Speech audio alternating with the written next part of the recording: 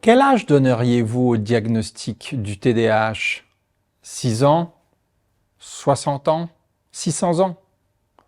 Depuis combien de temps on utilise ce diagnostic et quelle influence le contexte socio-historique de son apparition a-t-il eu sur la manière dont on perçoit le TDAH aujourd'hui? Je m'appelle Martin Desbanets, je suis psychologue clinicien et psychothérapeute, je suis professeur de psychologie clinique à l'Université de Genève, où on mène des travaux particulièrement sur les processus émotionnels, attentionnels, leur interaction au cours de l'adolescence et l'âge adulte d'individus sans TDAH, mais aussi d'individus avec un diagnostic de TDAH. Dans cette première séquence, j'aimerais explorer avec vous l'histoire du TDAH, les contextes socio-historiques successifs qui influencent probablement notre manière de voir ce diagnostic. Aussi, nous allons voir ensemble comment cette histoire a tranquillement sculpté les critères diagnostiques du TDAH. Commençons déjà par une date, 1968. C'est à ce moment-là qu'un diagnostic qui ressemble fort à celui qu'on connaît aujourd'hui apparaît pour la première fois dans la classification internationale américaine des troubles psychiatriques. Cette classification qui porte 3 lettres DSM. Avant la description diagnostique internationale, les historiens identifient un certain nombre d'auteurs qui auraient décrit des syndromes attentionnels, c'est-à-dire une collection de signes et de symptômes qui signalent la présence d'un trouble et qu'on retrouve d'une manière plus ou moins identique au travers de différents individus. Les historiens rapportent la première description d'un tel syndrome au travers des écrits de Sir Alexander Crichton, qui en 1798 fournit sans doute la première description d'enfants et de comportements psychopathologiques qui pourraient faire penser au TDAH. Crichton est sans doute le premier de l'histoire à avoir défini des pathologies spécifiques à l'attention. Et ceci inspirera d'autres auteurs qui viendront par la suite. Ensuite, au niveau, on va dire, médical et de publication internationale, on retrouve la publication Princeps de Sir George Frederick Still en 1902 dans The Lancet, qui va lui décrire une vingtaine de cas, donc une vingtaine d'enfants, qu'il décrira comme ayant un défaut de contrôle moral, c'est-à-dire une difficulté à inhiber des actions dont la conséquence a un problème pour le bien de tous ou le bien de l'ensemble. Okay? Donc l'idée du défaut moral ici, c'est l'idée que ces actions-là vont contre le bien commun. Ça peut être des actions agressives, des actions impulsives.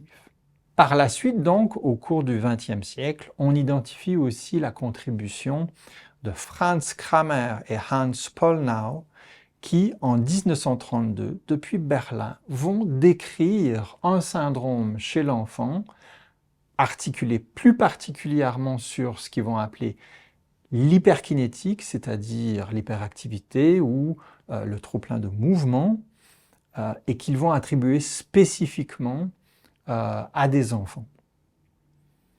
Au fur et à mesure du temps qui roule autour de la Deuxième Guerre mondiale, des travaux sur notamment les psychostimulants dans les années 40 et ensuite sur la notion du minimal brain damage, qui est la notion de déficit cérébral minimal.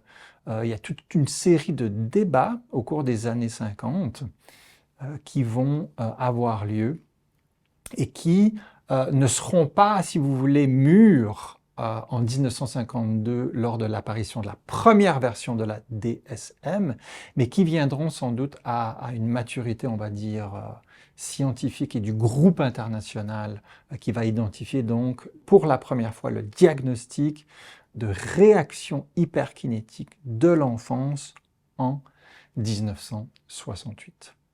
Après cette entrée en 1968 dans la deuxième version du DSM, on va retrouver l'expression consacrée trouble du déficit de l'attention avec ou sans hyperactivité dans la troisième version de 1980 de la classification DSM. Alors, qu'en est-il ensuite, après des années 80, de l'attention scientifique qu'on a donnée à ce trouble? Alors, c'est vraiment à partir des années 90 qu'on va voir une augmentation significative des publications scientifiques qui auront comme sujet l'étiologie, c'est-à-dire les causes du TDAH, ses caractéristiques psychologiques et d'autres domaines de l'investigation scientifique. Donc, si on se penche sur la publication de Samuel Cortese et collaborateurs qui vient d'être publiée cette année, eux ont analysé le nombre de publications scientifiques qui ont eu lieu entre 1990 et 2020. Quelles sont leurs observations? D'abord, on passe entre 1990 et 1997 d'une moyenne annuelle de publications sur le TDAH qui est chiffrée à 10 articles scientifiques à une moyenne de 147 articles en 1997. Et ensuite, si maintenant on prend les chiffres de 1999 à 2020, on passe d'une moyenne annuelle de 264 articles à une moyenne annuelle de 2067 articles. Donc cette progression, elle est fulgurante et en fait, elle est comparable au nombre de publications qui sont dédiées à la dépression chez l'enfant ou même à l'asthme chez l'enfant. Donc si on récapitule l'historique qu'on a brièvement survolé ensemble. D'abord, on peut dire que le trouble a été décrit seulement depuis 200 ans, qu'il a évolué au cours de ces 2 centenaires et qu'il a aussi été d'abord décrit chez l'enfant et ensuite il s'est étendu, il a été plus descriptif au niveau de l'attention et de l'hyperactivité chez l'adolescent et aussi chez l'adulte.